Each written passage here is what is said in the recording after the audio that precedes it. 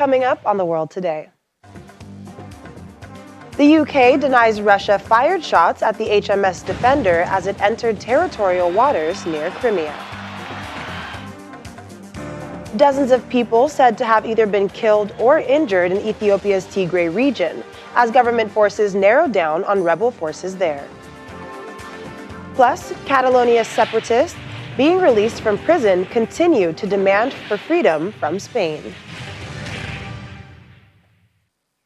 A warm welcome to the program. I'm Akaite Afia.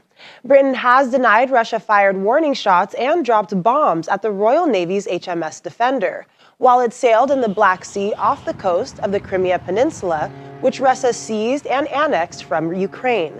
The Russian Defense Ministry, however, says the HMS Defender entered Russian territorial waters near Crimea, while a patrol ship fired warning shots and a jet dropped bombs in its path. The British Ministry of Defense said no warning shots were fired. But according to the BBC correspondent on board the warship, the HMS Defender was harassed by the Russian military, and aircraft could be heard overhead. Jonathan Beale described hostile warnings over the radio as Navy crew prepared for a possible confrontation. Russia claims the illegally annexed peninsula and its waters are its territories, but Britain says the ship was only passing through Ukrainian waters.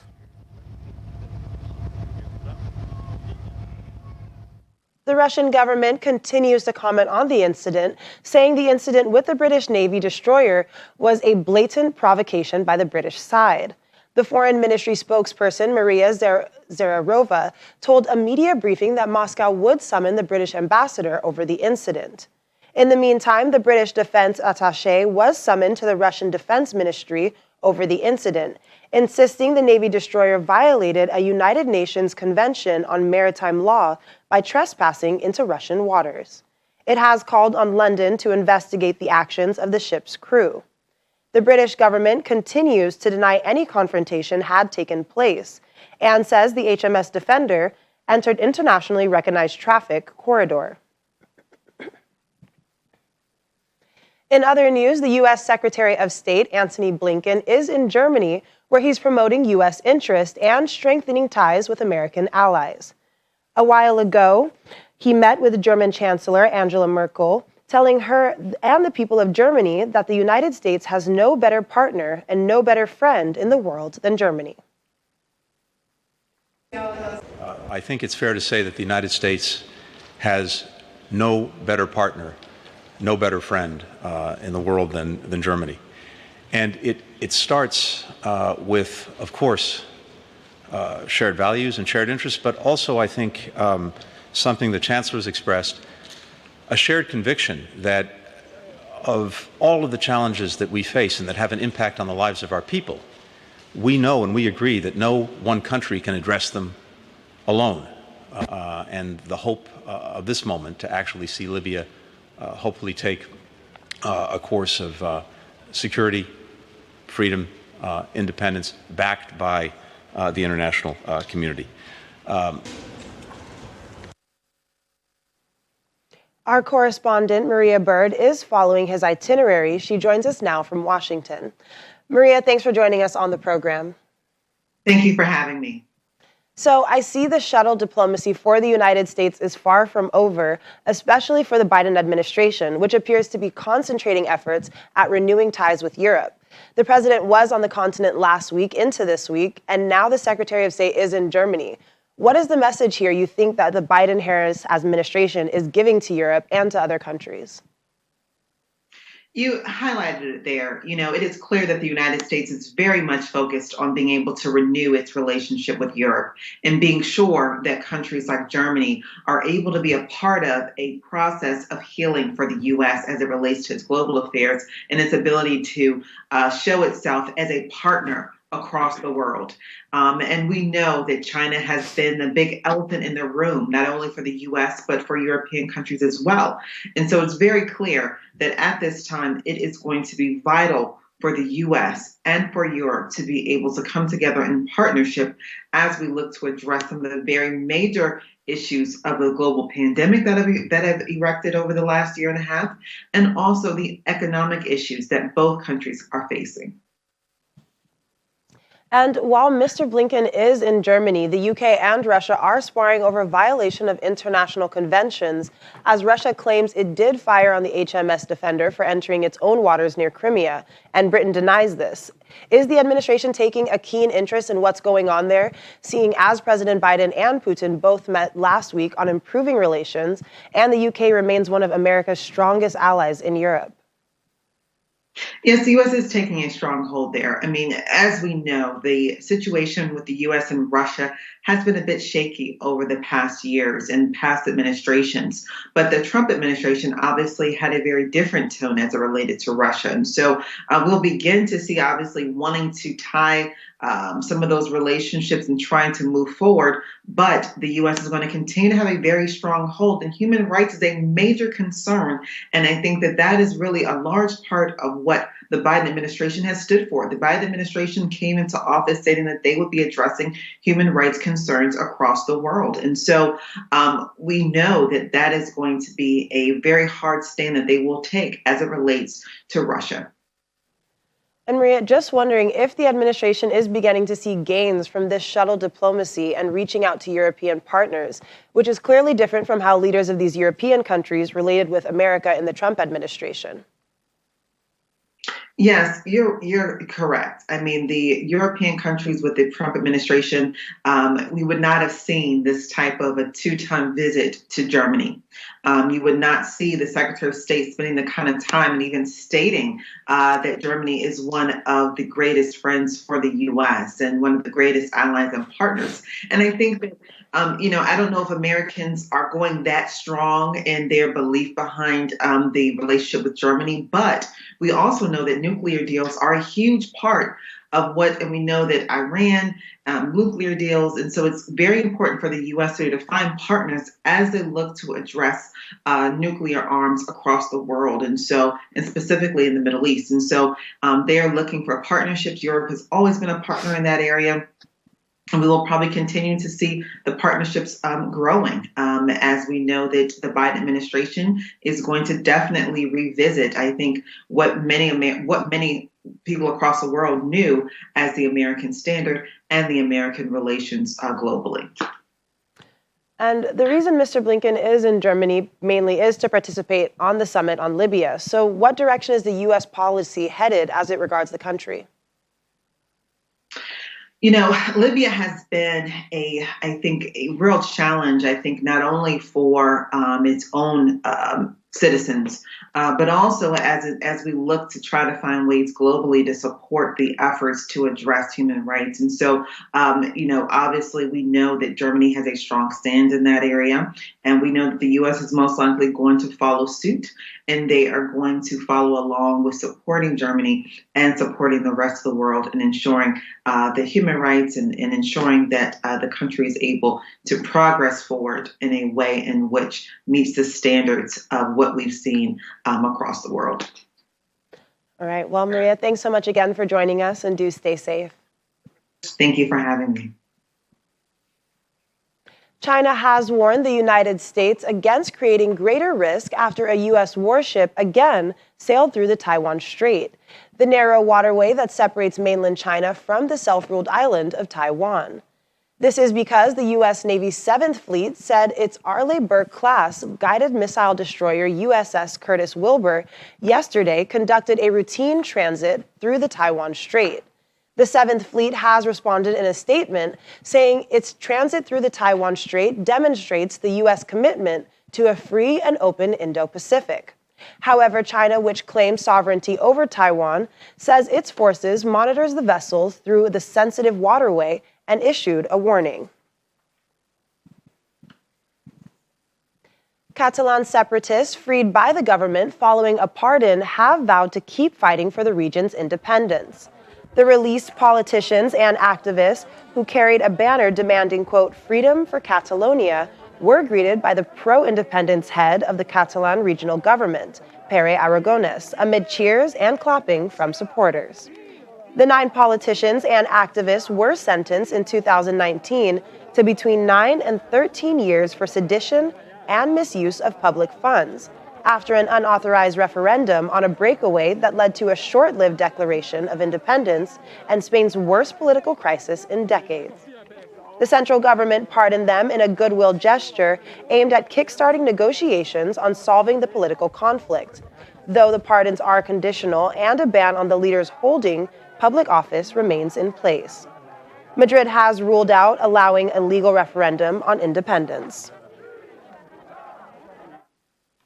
While awaiting results from the elections in Ethiopia, there are reports that several people have either been killed or injured in the region of Tigray, as rebels attacked towns late Tuesday.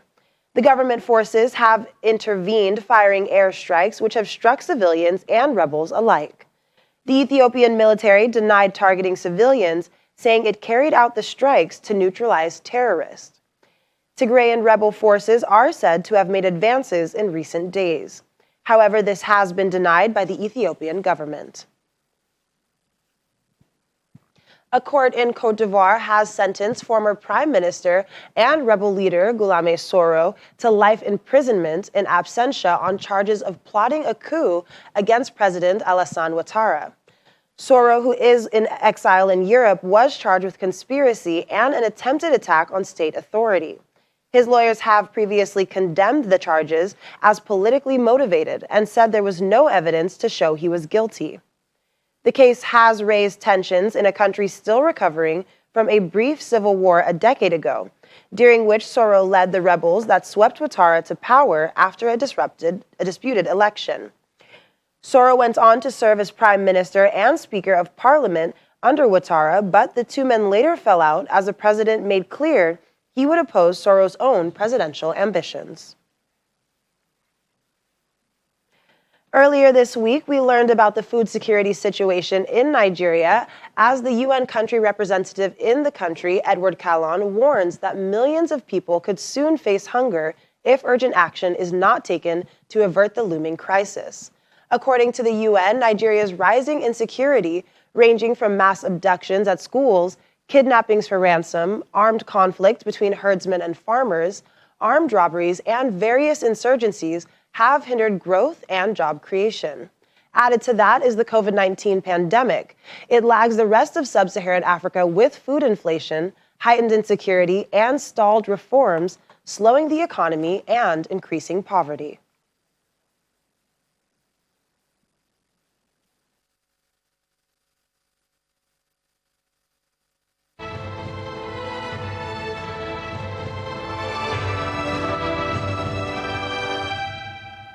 Three in 5 UK adults have received a second jab of the COVID-19 vaccine, as the country looks forward to lifting restrictions by the third week in July. Also, the UK's vaccine minister says the rollout has been delivered in places of worship across the whole of the UK, and there have been open two-way conversations about the vaccines and how safe they are. Here's more on the situation across the globe in our global update. According to a new study, the AstraZeneca and Pfizer vaccines remain broadly effective against the Delta and Kappa variants of COVID-19. Last week, an official analysis in the UK showed that the two shots provided 90% protection against hospitalization with the Delta variant, which the World Health Organization says is now becoming the globally dominant version of the disease. As I said, we are not stopping at 70%.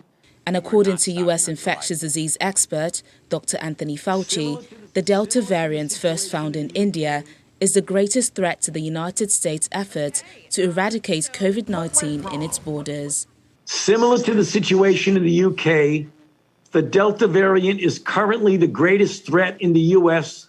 to our attempt to eliminate COVID-19.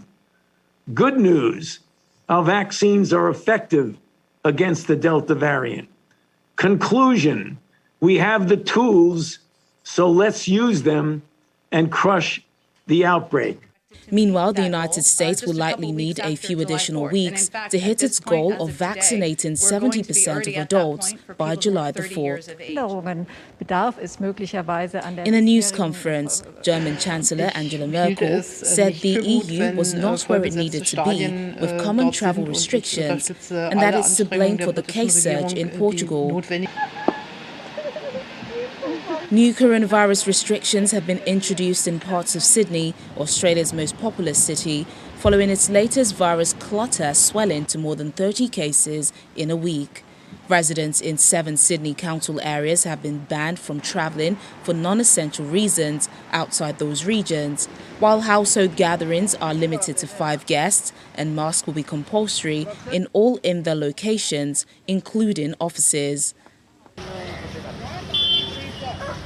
The health minister in the Indian state of Maharashtra has ordered his staff to very closely monitor cases of a coronavirus identified locally as Delta Plus and advised states to increase testing. India said it found around 40 cases of the Delta coronavirus variant carrying a mutation that appears to make it more transmissible, with the earliest case from a sample taken on April the 5th. Still to come on the program. Will he ever wear it? Pope Francis was recently presented with his own superhero mask by none other than Spiderman himself. Stay with us. Thanks for staying with us. More on vaccine distributions across the globe, but our focus now on the Director General of the World Health Organization, Dr. Tedros Ghebreyesus, and South Africa's President, Cyril Ramaphosa, who have announced that South Africa will be hosting a technology transfer hub for coronavirus vaccines to scale up production information and education. President Ramaphosa says that this is the first step towards Africa producing its own vaccines in the future. Our South Africa Bureau Chief, Betty Dibia, reports. South Africa has been at the front of calls for boosting not just Africa's access to vaccines, but also Africa's capacity to produce such vaccines on the continent.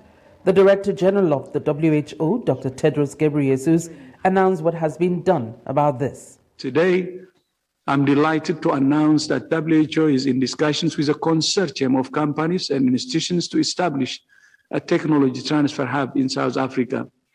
The consortium involves a company called African Biologics and Vaccines, which will act as the hub both by manufacturing mRNA vaccines itself and by providing training to a second manufacturer called BioVac. The BioVac Institute, based in Cape Town, South Africa, is a public-private sector partnership between the South African government and the Johannesburg Stock Exchange-listed BioVac Consortium, formed in 2003 to establish local vaccine manufacturing capability. An excited President Cyril Ramaphosa lauded the development, but added that the journey does not stop there, a view shared by his French counterpart. Through this initiative and others, we will change the narrative of an Africa that is a center of disease and poor development. Today is historic, and we see this as a step in the right direction, but it does not detract us from our original proposal put together by India and South Africa that we should see a waiver of TRIPS at the World Health Organization. And we would like the negotiations that are taking place there to proceed with speed because, as you correctly said, Dr. Tedros, people in Africa are facing a rising wave of infections. It's been shown now that we just cannot continue to rely on vaccines that are made outside of Africa because they never come, they never arrive on time, and people continue to die. According to the WHO's chief scientist, Soumya Swaminathan, there are still several options on the table, mainly smaller companies and biotechs on one hand, and larger mRNA companies on the other, with the hope that they will come on board.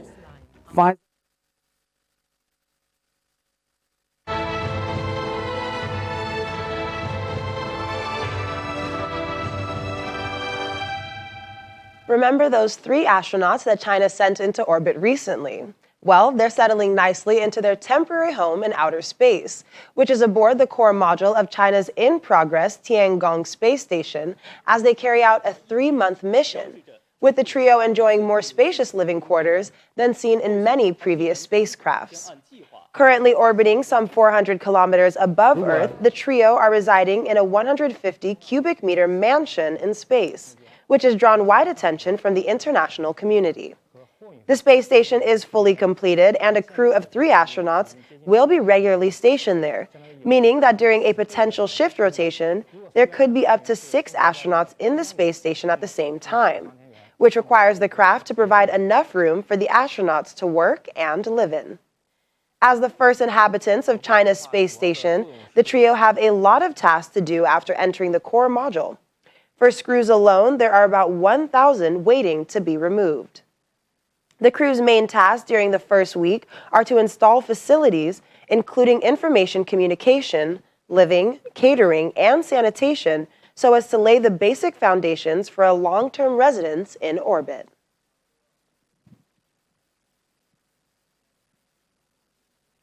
Art enthusiasts in northwest Nigeria have gathered to showcase northern creativity at the Kaduna Fashion and Art Exhibition. Artists, performers, and runway models held guests spellbound as the usual conservative society sparks to life, with participants coming from across the northern regions of the country.